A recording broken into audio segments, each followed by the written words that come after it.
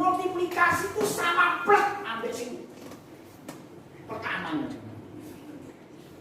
Jadi kata sama seperti Kristus itu mesti terjadi dalam hidup.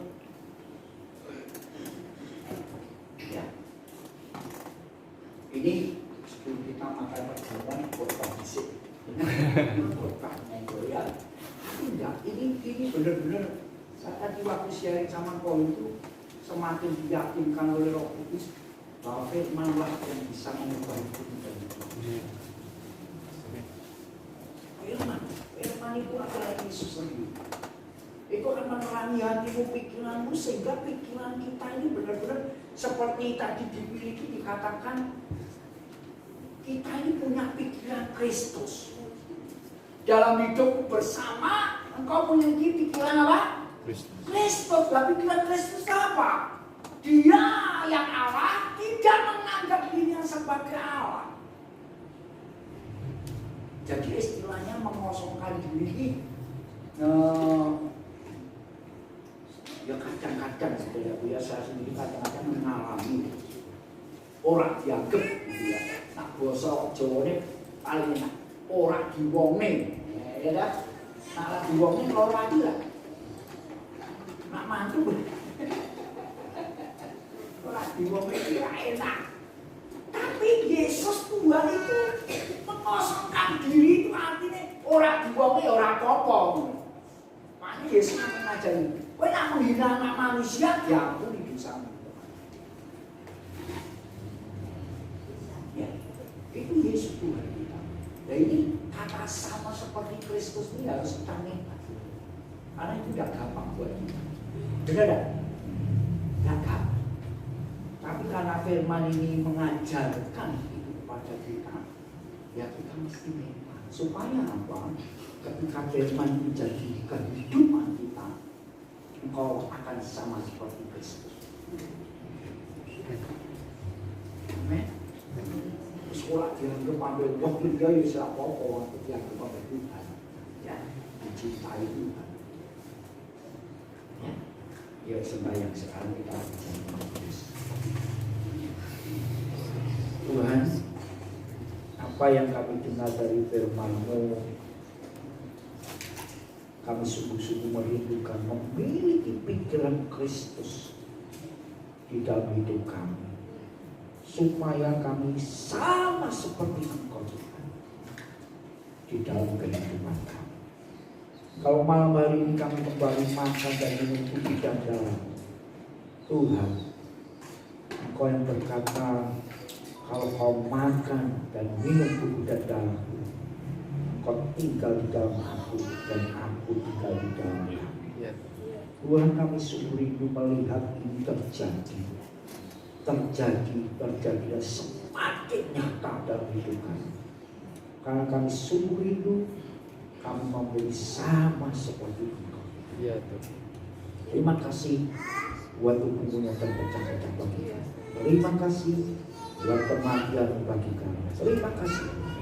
Kami memakan sama-sama di dalam nama Tuhan Yesus.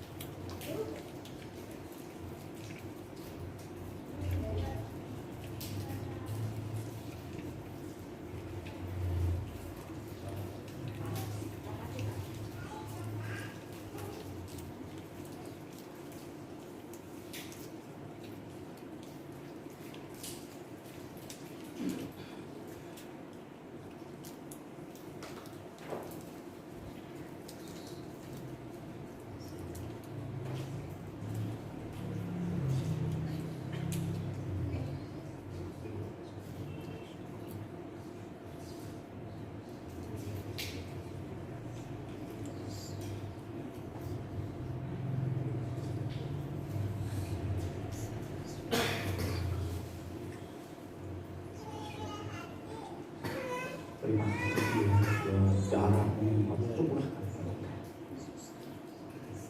darah yang menghapuskan dosa dan pelanggaran. Terima kasih. Terima kasih. Kami mau bersama-sama di dalam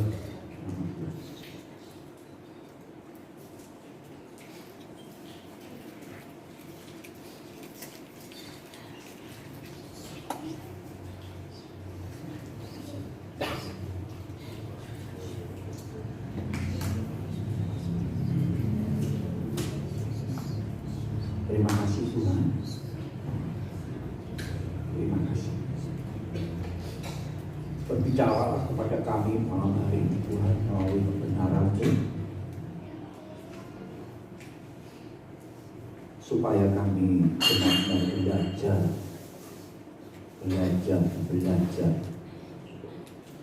supaya lewat firman kami semakin mengenali Dia.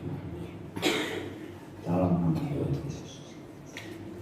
Amin.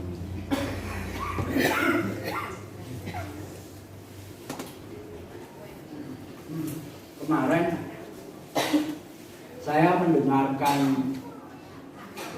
khotbah diri itu, kalau dengar suaranya seperti masih muda ya. Dia sharing tentang Samson dan Delilah ya. Ini saya pernah sharing beberapa kali. Tapi malam hari itu ada sesuatu yang menarik, dan ini benar-benar harus menjadi waspadanya buat saudara dan saya. Ya, benar-benar. Saya diingatkan lewat sharing ini ada satu hal yang saudara kalau nggak hati-hati nanti terjadilah seperti Samson. Di Alkitab ada tokoh-tokoh yang diurapi Tuhan, tapi mereka memberontak sama Tuhan.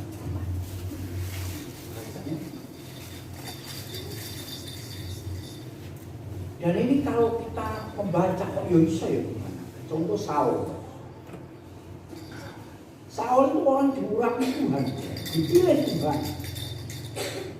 Tapi dalam ending hidupnya dia meninggalkan. Ini raja pilihan, saudara. Saul itu benar-benar raja pilihan. Kalau saudara baca Alkitab, Saul itu orang pilihan Tuhan. Wong sebelum dia ditunjuk jadi raja, Samuel itu sudah dibilang sama Tuhan. Besok, ya kalau sekarang ya, jam 9 isuk, itu ketemu ambil si Saul. Ya, Tuhan sudah ngomong jelas sekali. Nah, besoknya si Saul ini boleh keledai bapaknya ya. Yang ketemu terus jadi pintar juga. Ini di kota ini ada pelihat. Nanti kalau kita ketemu sama pelihat itu tekon apa wae pasti benar. Karena Samuel pada waktu zamannya si Saul ini apa wae sing diomong sama terjadi. Tuhan benar-benar melalui Samuel menyatakan kebenaran. Dikatakan oleh Alkitab, firman yang disampaikan tidak ada satupun yang gugur. Jadi yang diomongin Samuel ini terjadi. Apa yang diomongin terjadi? Ini nabi yang menakutkan bagi bangsa Israel. Ya. Luar biasa sekali. Diurapi Tuhan. Makanya ketika bangsa Israel minta raja, Samuel berdoa sama Tuhan, jaga juga dia. Ini bangsa Israel ini bangsa bandel benar saudara Tuhan. Gak punya Tuhan rajanya Tuhan, tetap jauh rojo. Ya wes, ikuti sama Tuhan. Saudara baca di 1 Samuel ya, kisahnya jelas sekali ditulis. Ketemu bener ya, waktu di jalan ketemu si Saul kan gak kenal sama si Samuel. Dia tanya, di mana rumah pelihat? Kalau dulu pelihat, nabi itu pelihat, panggilannya pelihat. Akulah pelihat Samuel. Nah, waktu si Saul tanya gitu, Tuhan langsung ngomong ini orangnya yang akan jadi raja. Ini pilihan benar luar biasa sekali. Diurapi, dipenuhi roh Allah, tapi ending hidupnya dia meninggalkan Tuhan. Nah, nanti prosesnya itu ada. Prosesnya ada. Mulainya apa? Dari ketiga taatan Saul. Pilihan diurapi, endingnya meninggalkan Tuhan. Kalau zaman sekarang ini saudara semua pilihan Tuhan, benar tidak? Tapi bagaimana dengan hidup kita yang dipilih Tuhan? Kita ini sering melawan Tuhan, dengerin firman taat atau tidak, itu akan menentukan endingmu nanti. Ini jangan main-main saja. Kita itu kan kadang-kadang tidak seimbang dalam mendengar firman. Tuhan itu kasih, benar, ayatnya ada. Tuhan itu kasih, tapi jangan sembrono. kita meremehkan kasih Tuhan, satu saat Alkitab juga catat. Ketika kita menghadap Tuhan, Tuhan aku kan sudah melakukan ini. Terus Tuhan ngomong aku tidak kenal kamu. Buat cilaka.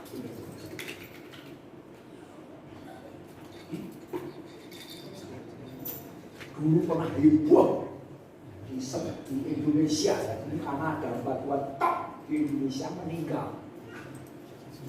Berapa tahun kemudian ada seorang pendeta, bukan pendeta, istri dari pendeta itu berdoa syafaat, doa puasa, terus hari keberapa itu dia itu direkam, sampai saya pernah dengerin rekamannya, dia nangisnya kayak apa, hamba perempuan ini, jerit-jerit koyok,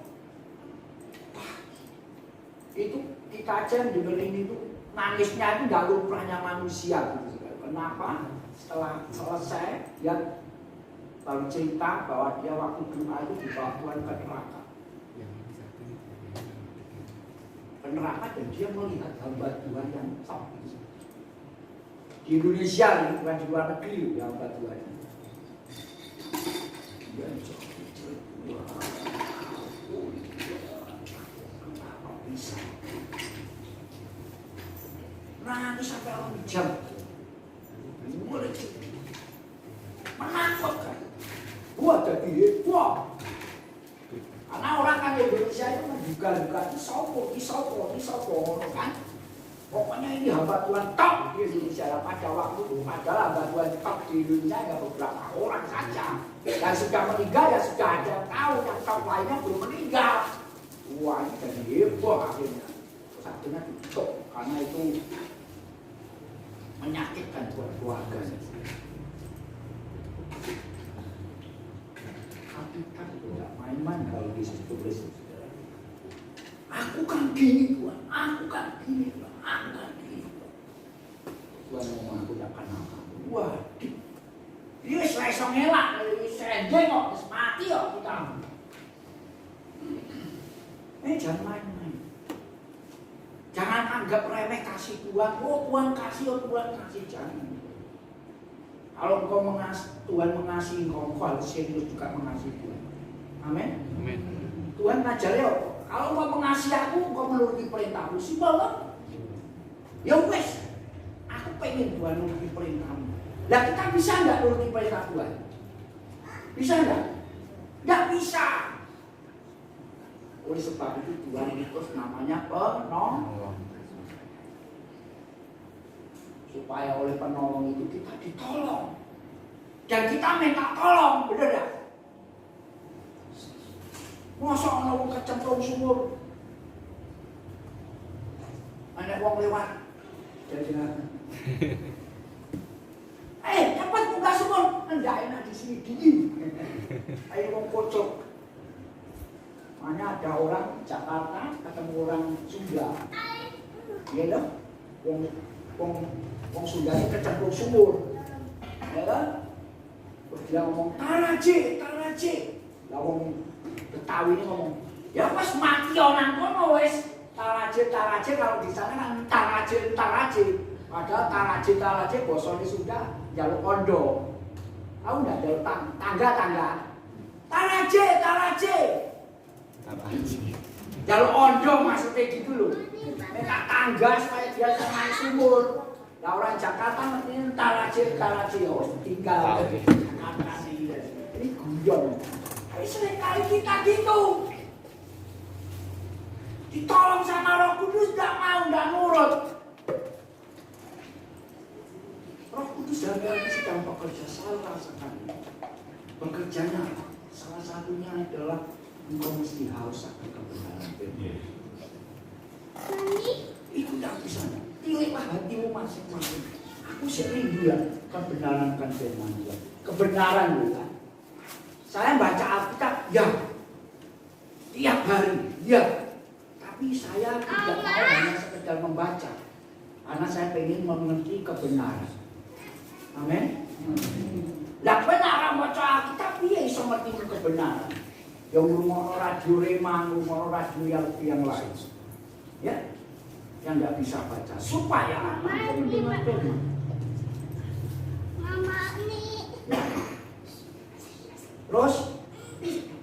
kembali. Saul gagal. Setelah Saul Daud. Ini kalau saya baca Daud ini orang paling dekat. Dia suka tidak Tuhan. Tadi yang kita pujikan itu gambaran hatinya Daud kepada Tuhan. Benar tak? Kau lihat. Daud satu kali pun jatuh. Mungkin nggak zaman saya ini dua rojo meninggasin kalau itu. Ini orang jahat sekali di Daud ini.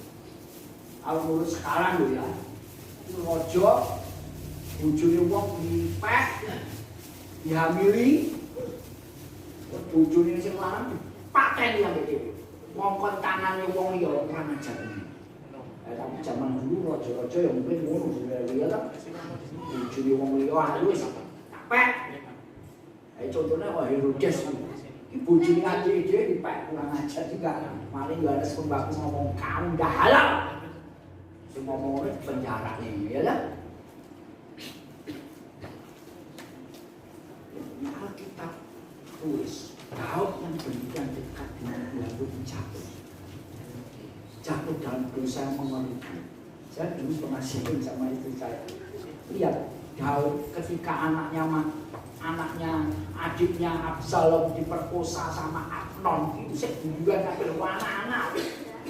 Daud bujurnya akeh dua anak gitu saudaraku ya. Amnon memperkosa sepupu itu apa? Sepupunya apa piye itu? Piye itu mana? Adik tiri ya. Nah, dari bapak satu, ibu akeh berarti adik tiri ya. Ini memperkosa adik tiri ini. Absalom dendam. Saya baca Alkitab, itu mengerikan. Daud marah saudara. Kamu ngerti tidak? Kenapa peristiwa itu terjadi? Karena Daud buat dosa dengan Batseba itu. Hukumannya Daud pertama cuma marah tapi dia tidak bisa apa-apa. Marahnya Daud itu bukan marah karena terjadi peristiwanya Amnon memperkosa Tamar adiknya Absalom. Enggak.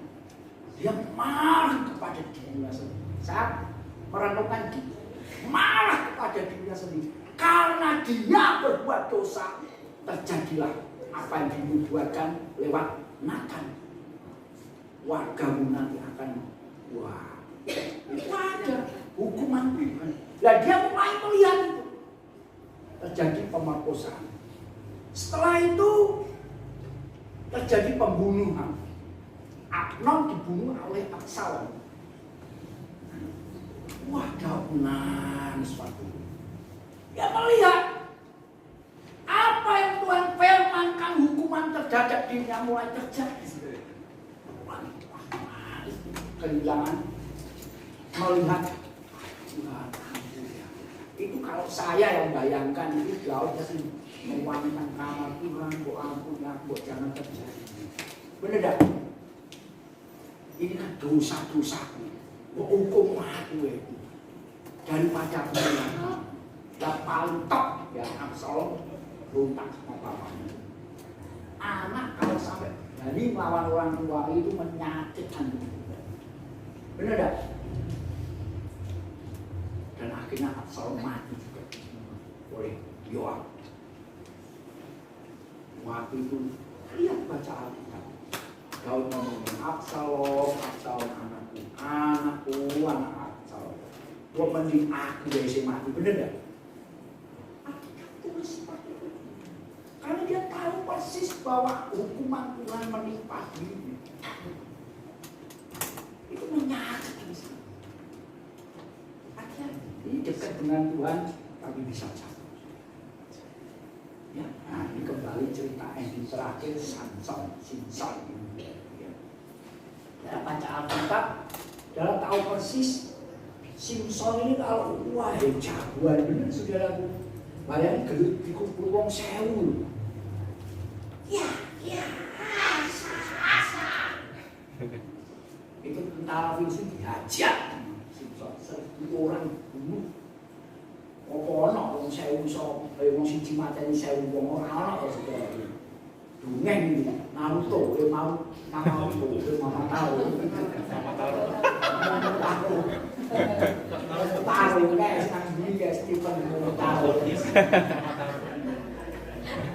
Ora ono ceritane kae gitu. Tapi Simpson penuh roh Allah. Tapi hati-hati lihat. Simpson penuh roh Allah, dia punya dosa satu, yaitu dosa seksual. Hari-hari ini sangat mengerikan, banyak, tidak tua, tidak muda, semua bisa terjerat namanya pornografi.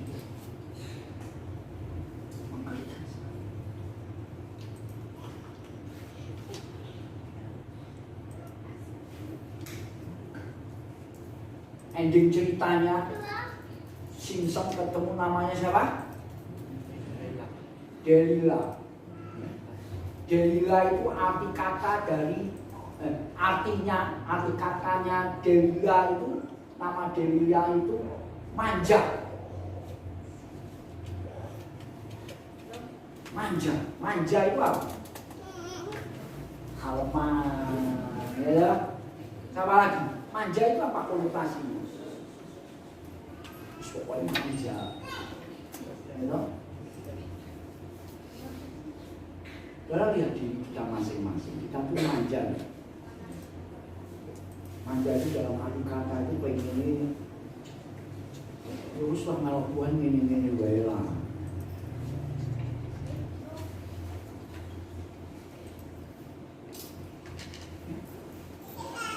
Itu yang pertama. Yang kedua, ulasan yang menarik, saya dapat bagian dulu. Siang batuan itu cerita gini. Oh lihat, Simpson ketika sama Delila ditanya, Simpson, kekuatanmu itu ada di mana?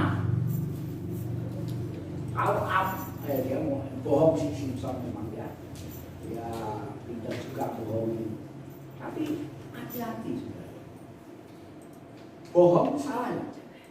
Ya mesti salah kan, bener nggak? Ya, namanya bohong mesti salah. Tapi dia bodoh juga, waktu dia berbohong pun itu sudah bodoh. Ditanyain jawab bohong, ya bodoh juga. Memang bodoh. Waktu ditanya dia ngomong, kalau aku diikat dengan tali yang baru, aku akan jadi lemah. Wah itu toa lagi tenang. Terus apa yang dilakukan yang perempuan dari lain ngomongnya apa? Simpson aja tentara. Simpsonnya tani loh. Kritik tali wanyaranya padot kabeh sudah lalu. Dikatakan seperti rami dibakar api. Bagian Simpson. Kuatnya bukan karena dia kuat, tapi karena roh Allah yang membuat Simpson kuat. Tapi Alkitab menceritakan Dajjal. Siapa tua ini waktu ngomongnya, kamu jangan main-main dengan dosa. Jangan anggap remeh dosa, karena itu sekali engkau berkata aku bisa mengatasi dosa. Masa semua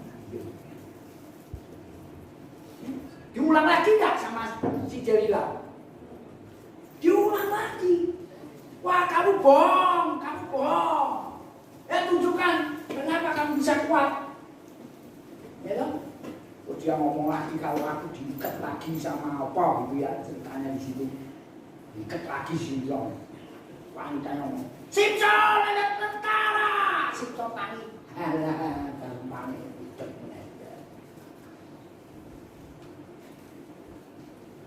Simpson yang ketiga kali bohong, ya tunjukkan dong kenapa? Ya ini rambutku kalau jalin, ya dijalin di kepang, ya di kepang, terus patok di tanah, nanti hilang kekuatan.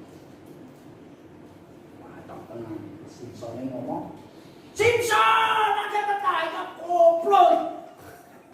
Waduh, bayangin dong. Sudah 2 kali itu kan mestinya pintar, benar enggak? Ini kurang ajar dari lain. Aku mestinya kan dijebak, benar enggak sudah? Tapi ingat, satu, pernah main-main di dosa akan timbul namanya kesombongan dalam hidup. Wah, aku bisa, aku kuat. Ya dong.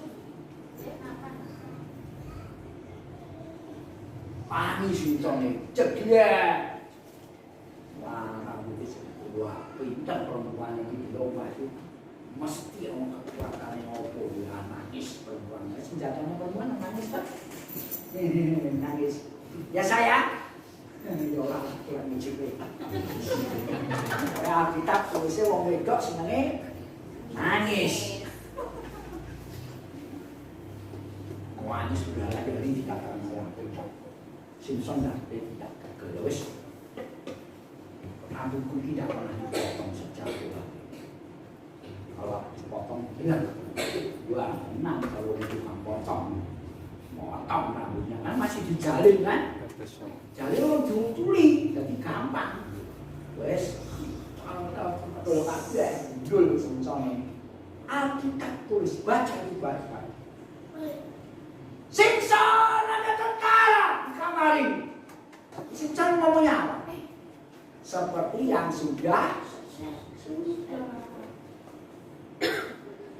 Tani Simpson. Alkitab tulis Simpson tidak sadar Tuhan sudah meninggalkan. Ini pelajaran yang benar-benar berharga dalam hidup. Dalam penuh Roh Kudus, dalam baca firman, tapi kalau kau tidak hati-hati terhadap dosa, engkau akan dijerat dan binasa oleh dosa. Ini nanti bahas menarik kau enak semacam-macam motornya, juga dan sebagainya nih ya. Lain kali ini sudah mau jamnya selesai. Tapi malam hari perlu kita renungkan ini tokoh-tokoh yang kurang bisa gagal dalam hidup. Jangan main-main terhadap dosa. Ketika kau menganggap dirimu kuat, kau dijerat oleh dosa dan kau dibinasakan oleh dosa. Jangan main-main. Mana ada ayat yang ini? Aduh kalau perlukan Tuhan, tolong kami lah Tuhan, tolong. Tuhan ngomong gini lewat Rasul Petrus. Hendaklah kamu kudus, sebab aku. Hanya oleh kekudusan kita bisa melihat Allah. Amin. Ini sudah patungnya Tuhan. Kalau ada Roh Kudus dalam hidupmu, kau pasti mau hidup kudus. Kalau ada Roh Kudus dalam hidupmu dan kau tidak mau hidup kudus, tanyakan kepada dirimu. Inilah orang Roh Kudus. Dan kekudusan itu bisa terjadi kalau kita ini bersekutu dengan firman Tuhan. Itu punya yang kudus. Jadi hari-hari ini kita mesti merenungkan. Ending. Tadi siang ya saya minta sama Colin ngomong ya. Roh Kudus di dalam Alkitab itu ditulis dilambangkan sebagai air juga, ya. Di Yohanes pasal 8, kalau tidak 8, 7 dikatakan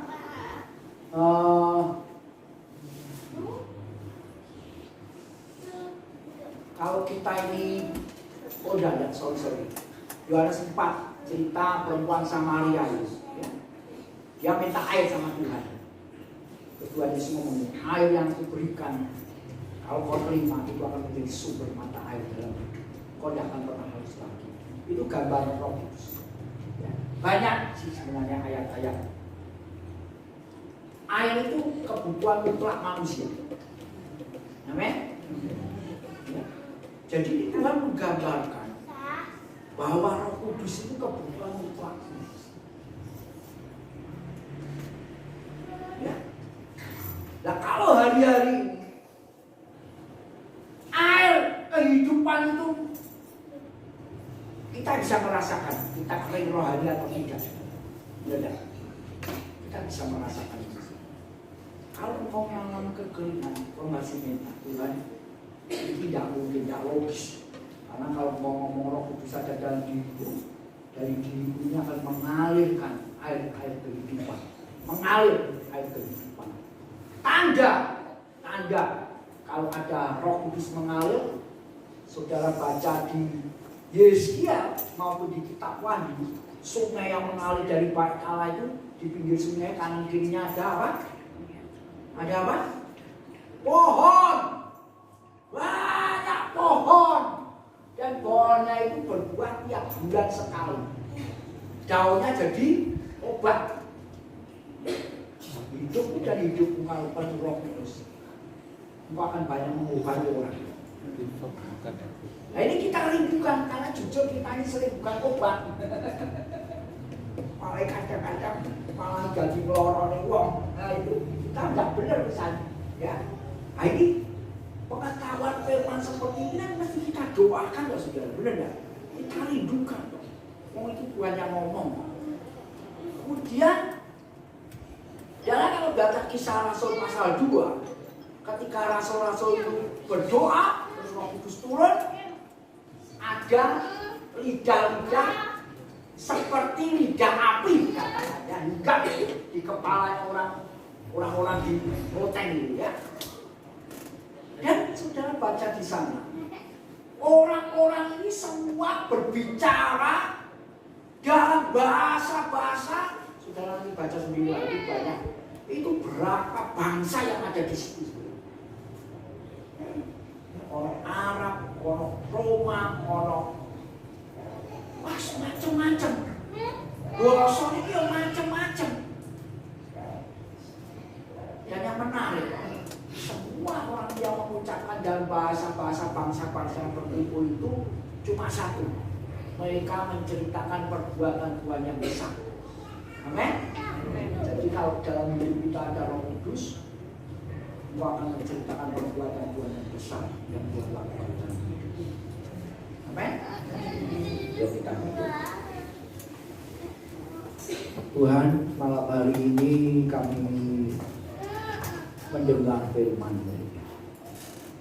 Banyak hal yang terjadi dalam hidup kami, yang kadang-kadang membuat kami ini kering. Ini malam hari ini yang malam kami dengar dari kebenaran-Mu, kebenaran-Mu yang ya dan amin. Kami mau alam dan hidup kami.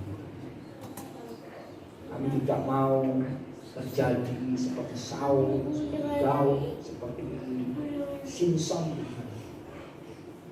Tapi kami mau menjadi sama seperti Engkau. Tuhan kami Raja. Roh Kudus tolong kami, hidup kami, biar kebenaran kami dengar ini menjadi rema dalam kehidupan kami. Terima kasih Tuhan. Kami bersyukur dan berdoa di dalam nama Tuhan Yesus. Amin. Tuhan memberkati. Amin.